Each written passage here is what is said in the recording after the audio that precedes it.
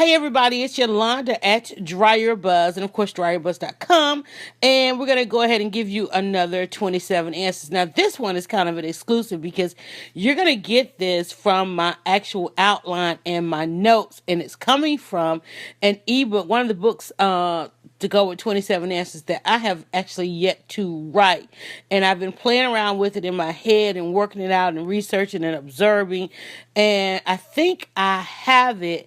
And I think what's really going to inspire me to go ahead and finish it is to go ahead and tell you guys about it. And of course, it's part of a series that we're doing now. Already, you know, we've got 27 Answers to Rock Like Beyoncé and Serve Lemonade. That was an exciting ebook to not only write, but I got a chance to present it as kind of some curriculum for entrepreneurs at various events.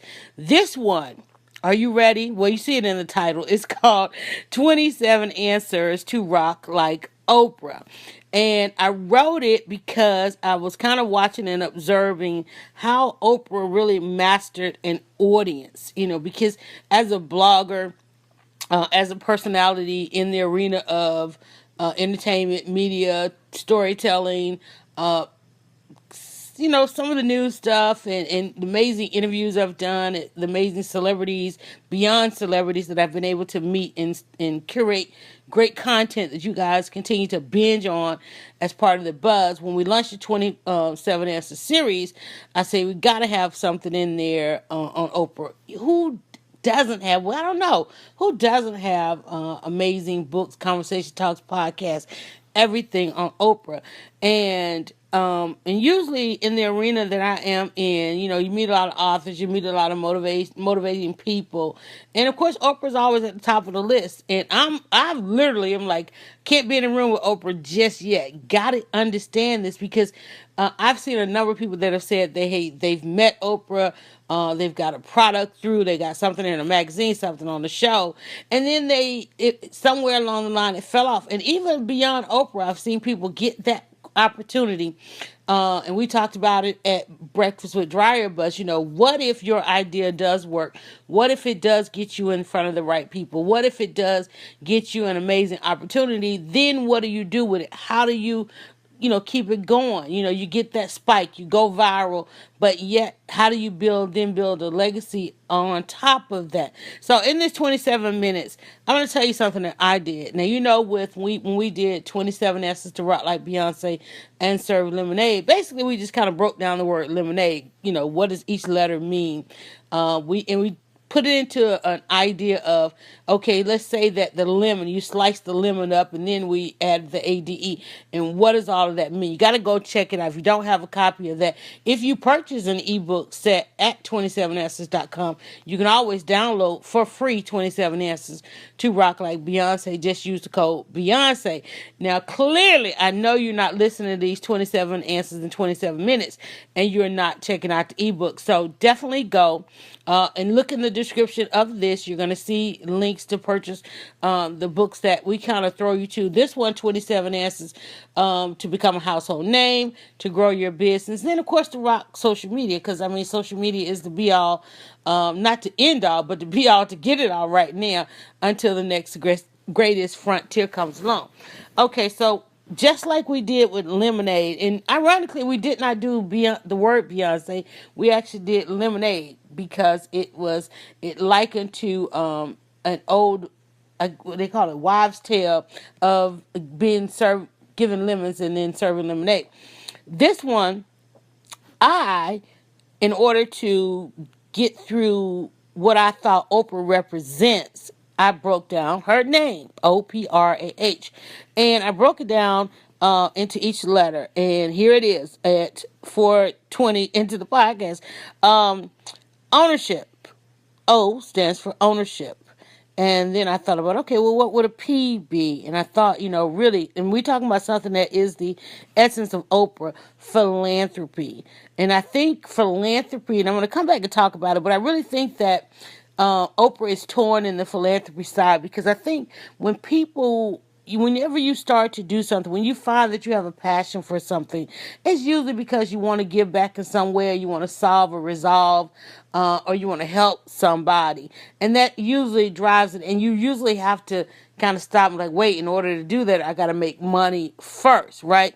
So, and then then you realize, well, how much of that money you make, you want to do something positive with. And then somebody actually gave me this one because we were going to go another direction with the R, and I was discussing the outline, and the person I was discussing with just said risk. There's so much risk involved, especially if you consider yourself an entrepreneur, especially if you have a passion or a dream, just trying to find time in your day. You almost have to risk something, especially if you want to then invest in that passion or invest in that dream. You definitely got to take a risk, or you got to find somebody willing to take that risk, whether it be time or money. And then, of course, I started my focus with A in the audience, because what Oprah did, I mean, she literally mastered the audience. And we watched how she took that audience, or attempted to take that audience, from one side of television into another side of television, that premium side of television, and her audience had to change. So she kind of had to relearn how to master a new audience, and so forth. But it really was about mastering the audience. And social media in and of itself is about mastering the audience. Because when you go onto social media, and let's say that you become a leader, because social media is all about following, but there are those who want to lead a particular following, or those who by happenstance become a leader because of the great content that they put out there, and the things that they're curating, or even how they're supporting people, or how they're providing different vehicles for people to either support or themselves or be shown, and so forth. So mastering the audience, we're going to talk about that. We're going to talk about this in 27 minutes, and the ebooks that I'm going to attach to this will help you in that sense if you apply some of these Oprah principles, Oprah answers that I'm going to give you. And then the last one, the H. And I studied this one for a minute, and again, looking at who Oprah is. I was about to say who Oprah was, but who Oprah is, mastering the audience, on the philanthropy side, definitely the ownership, and I thought, what would the H be? And I, at the time, I was pondering and trying to figure out what the H could possibly be. I think I saw Oprah do something or say something, or one of her events or something like that, and there was no other direction to go with that except for to say honor. And maybe it may have been something personal somewhere I was, particularly in my life, or something around me, but honor. And I think maybe at the time I was trying to honor something, and I thought, whoa, that's it. And those are 1, 2, 3, 4, 5 essence of the I think Oprah is. And I think in order for us to rock like Oprah, because no matter what, in this business industry, you're going to hear somebody everywhere, every day, trying to be like Oprah. And they may have 1 or 2 of these. They may even have 3 or 4. But to have all of the 5 elements, the 5th element of honor, I think a lot of people miss out on that one. They definitely want to own something. Okay, not everybody is as philanthropic, and that's a hard thing to get people to continuously. The risk factor is definitely a part of what we do. We know that, and I think we come into it with that because that's just a level. All right, so let's go back to ownership of. To rock like Oprah, you definitely got to have ownership. That means that you've got to own, not necessarily, you got to invest. If you're going to do a product, or if you're going to do a service, you got to get it to a level of professionalism. You got to get it to a level of that's going to bring you um, beyond the pack. You've got to, because there are a lot of people that are out there doing the same thing. And I think a lot of people don't take the risk and don't even get in the game because they're so afraid that somebody else is going to do the same thing that they're going to do, that they're going to have competition. You cannot be afraid of competition. I mean, if you remember when Oprah started, there were some talk shows out there that were considered going to be around forever. And I think not being afraid to get in the game, to say, okay, yeah, we're going to be one more show. Here's one more opportunity for you to watch something different. Because I'm sure somebody said, no, how dare you going to go up against it? I think at the time it was Phil Donahue, the time of day. You know, she ended up not only owning the talk show circuit, she ended up creating a time of day that was pretty hot. And winning, you know, they would get the award, have the awards, the Emmys and the daytime Emmys and the daytime awards and all those kinds of things. And no sooner than she became the one to beat. It's not necessarily, you know, she really just did not have a competition. And even still to this day that she has left network television, they're still trying to figure out who fills her shoes. And a lot of people, when Oprah moved from network television to cable television and into the own network, a lot of people tried to slip on those shoes and in that same time slot, and it just didn't happen because they didn't have all the elements. You know, you can get out there, you can do interviews, you can provide content, you can put people on there fighting, arguing, even though she didn't do all of that. You could I mean, there's shows on there right now, the cooking shows, all the different elements. People have taken little pieces of what her show was, and to some degree, but yet they have not brought all of the elements of an Oprah show. And even as I say this, I see one of the commercials of one of the people, but nobody has necessarily filled those shoes. And that's exciting because that means that there's opportunities still there. And who's to say we have to have one? Why is it that we always have to have just one? You know, there's always going to be that person that does a little bit more to do a little bit better, to achieve bigger, better results. But that doesn't mean that everybody can't be in the game, and it takes a team. One of the things about those who own and own with a sense of philanthropy, they have a better story. They will always, I think, have the better story because that's what it takes to get in the media now. Unless you're going to, I mean, you know, they put one Scrooge, okay, and we visit that story every year. You know, yeah, we might have a Scrooge in the White House at the time of the recording of this podcast. But you just don't have really many of those. And if you do, we don't really necessarily know about them because they don't have a story. The philanthropy side of it will help you get your story. And think about it in your business during the holidays. Maybe in your business you know donate turkeys, or you whenever there's a community call or a community call to action, you in what you're doing, no matter what your product is, no matter what your service is, you step to the forefront. You make those donations. If you're looking to build some story around your business, telling that story could get you a radio interview, a magazine article, a newspaper article, could possibly get you a segment on your local news and those kinds of things. And a lot of times if you can let that stand for you in your business, going that route, you still have an opportunity to promote your business. And a lot of times we don't take those kind of opportunities to tell our story in that sense because we think, you know, we just want to talk. I want to talk about my product.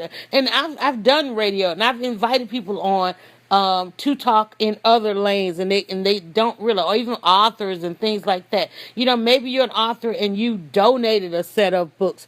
Well, a lot of times media don't want to talk to authors about a book that you've written, but yet if you've given away cases of books to the underserved, underprivileged, or not even that, to in many of the niche groups like veterans and mothers and fathers and things, you know, different things like that.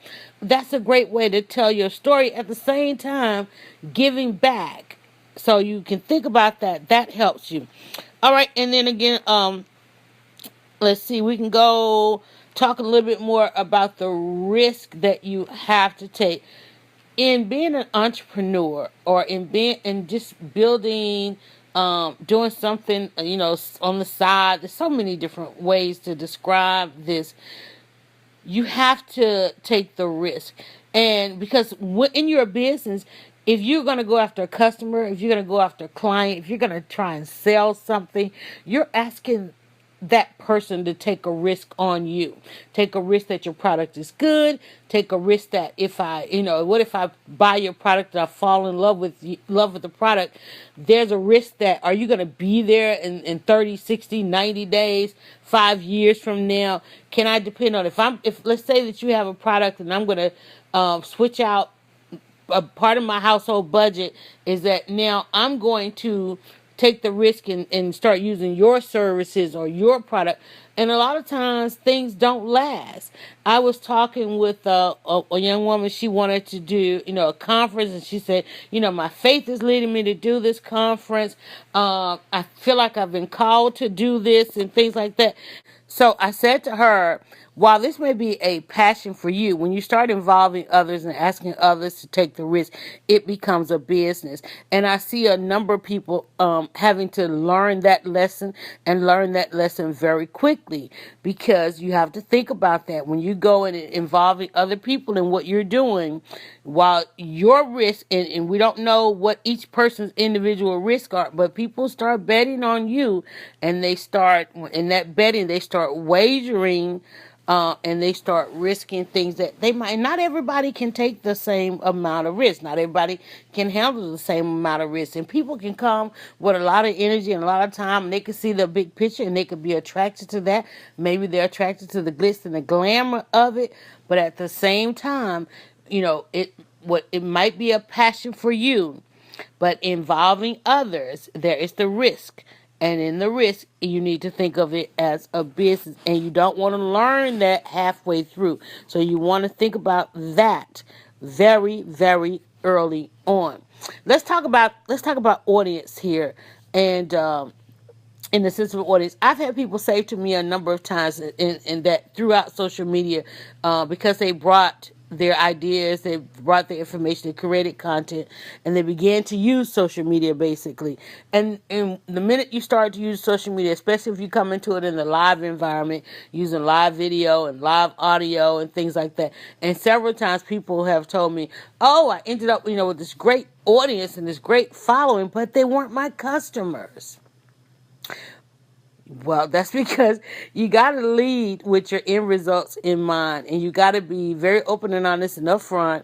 And a lot of times, maybe because when you came into that space, you did it with the happenstance, allowing it to become what it just happened to become, without a real clear-cut mission, without a real clear-cut goals. So you have to, when you come on the social media, one of the things that we say in the books that I have represented here, How to Grow Your Business, How to Rock Social Media, How to Become a Household Name, is to really have in mind what it is you want from an audience. Because from the very first piece of content you put on social media, it takes on a tone, it takes on a sense of what you're going to deliver. There's also the frequency, there's the responsibility. You become responsible to that following. And you see people all the time, they start out one way and they end up another. And it's so funny, in the years that I've been on social media, it's so funny how when people first come on, they come on with this kind of with this negativity. They just come on and it's like, it's so negative, because it's like they get started and they can't understand that the internet and the things that go on the internet, they represent our community just as much as in real life. And there are people, especially people who come on and they think, oh, this is not real. It's just a bunch of people, behind the keyboards, and you can get out here and say what you want to say and do what you want to do. But today, as well as even before, not so much as early on, but today, those things follow you. And it's very hard. Even if you come out under one persona and then you want to go and all of a sudden, and most people do come under one persona, and then next thing you know, they got to get rid of that one and go change up because they realize, wait a minute, there's some positivity. Just as if in your neighborhood, the same kind of community that exists in your neighborhood and what you add to that space, it's the same kind of community you're going to have online. In fact, Mark Zuckerberg, in their latest Facebook announcements, they talked about um, changing up their model and really creating and working really hard now to create more communities and more feel of communities. Really wanting the lifestyle you have offline to be just as well represented in the lifestyle that you have online. So you have to think about that. So when you are planning out your audience, you need to know specifically in your mind what that individual looks like and how many of those individuals do you need. How many of those individuals do you need to reach each day, especially if you're coming with a product or a service, or even if you're just trying to build a personal brand, you want to become a personality online. How many of those individuals do you, in essence, need to reach each day? Not only how many of them do you need to reach, how long do you need to hold their attention? I'm doing a series here, and this is part of a series called 27 Answers in 27 Minutes. So, and I know that I'm going to put them for a limited time on YouTube, but I know what the end game is. I know what I want to achieve out of it. I know who I want to listen. I know what that person, if they listen, what they need to get out of it. The risk involved in that is just finding the time to actually record it, making sure I have the equipment that I needed to produce it and process it down so that it can be something that someone can consume. I know how long I want to put it out here for the limited time. We'll see how well it does. And I know, and you notice I have in your description there, I have the ebooks. I want it to drive traffic to 27answers.com. I want to sell the books. I want to go out and do more speaking with it and so forth. And I wanted to also I want you to be able to listen to it and really get something out of it that's going to give you the results. And then at the end of the day, the fifth element of Oprah. The fifth element of Oprah, after, thinking about ownership, philanthropy, taking the risk, and mastering the audience, you've got to honor. First and foremost, you got to honor yourself, because people who don't honor themselves can't honor anyone else. And I know oftentimes we see people, they can't figure out what's good about themselves. They can always tell you about what's good about somebody else. And they will always see somebody else doing better than them. They will always be able to pick out, I wish I had that. Well, that's kind of a sin. So you got to be able to honor yourself first. And then you want to be able to honor others. And I think that I like to think of honor also in the sense of savoring what you do. Honor your work. Honor what you bring to the table, and honor what others bring to the table to help you get done. When I do my events and things like that, the one thing that I have learned through in all of this, even though sometimes it seems like you're working alone, sometimes it seems like you need to kind of get to yourself and make some decisions, but you still have to honor the people that encourage you, honor the people who make sure that you do. Like right now, I probably need to be doing 5 other things, but it's being honored in my household to let me record, so those kind of things. So you have to show appreciation for that. Show some appreciation. I have an article that I have to finish posting on DryerBuzz, and as we were working through this article, and I was thinking, I said, it's missing something. Yeah, it was an award show, but why is it an award show? Why is it this person is doing an award show? Why is it something that, because they want to build a legacy. Because this is not, it was their first annual one. And I said, that's what's missing in this story. Let's talk about the other award shows, and that this one, even though it's new, that how it compares to the other. And even though this person could receive all the accolades, let's talk about the fact that they're stopping to honor others. And guess what, in honoring others comes to that saying, I love to say, and we're going to jump off of here. You can't be number one unless there is a number two. So when you honor somebody else, you kind of become number one, paying homage to others. That's awesome. And those, I think, are the answers, the elements, the five elements, the fifth element, five elements of Oprah, and 27 answers to rock like Oprah. I may not have given you all 27 answers in this, and like I said, I just wanted to kind of go through my notes and get you talking and thinking about this. But in order to rock like Oprah, you have to have, what is 27 minutes of Oprah, right? So I think we're on task with that. But you need to think about ownership. You need to own what you're doing, and because that's what's going to build a legacy. And just lastly, on that ownership, think beyond yourself. Think on in terms of legacy, the things that you own. How will it continue for you and for others that you want to pass it on to? Philanthropy. Make sure that you have some give back. I had an opportunity during Juneteenth. I was asked to do a blog workshop, and they had several dates. And I said, I'll take the weekend of Juneteenth, because Juneteenth is really all about telling our story and keeping our story and our history alive. And I would love to inspire young bloggers during that time. So again, thinking about the give back. Let your give back be great. And then, of course, taking the risk. There's risk in everything that we do. Not only are you taking the risk in developing your products, your services, or becoming that personal brand, but keep in mind that those who support you are also taking a risk. Those that buy your products, they're taking a risk. Those that use your services are taking a risk. There's risk in everything that we do, everything, every day. And then master your audience. Be responsible, be accountable to what you're putting out there. We hear a lot about quote unquote fake news, and even that conversation in and of itself leads us down a fake path. But fake is just lying. Don't lie. Don't live in error. I like to say LIE, live in error.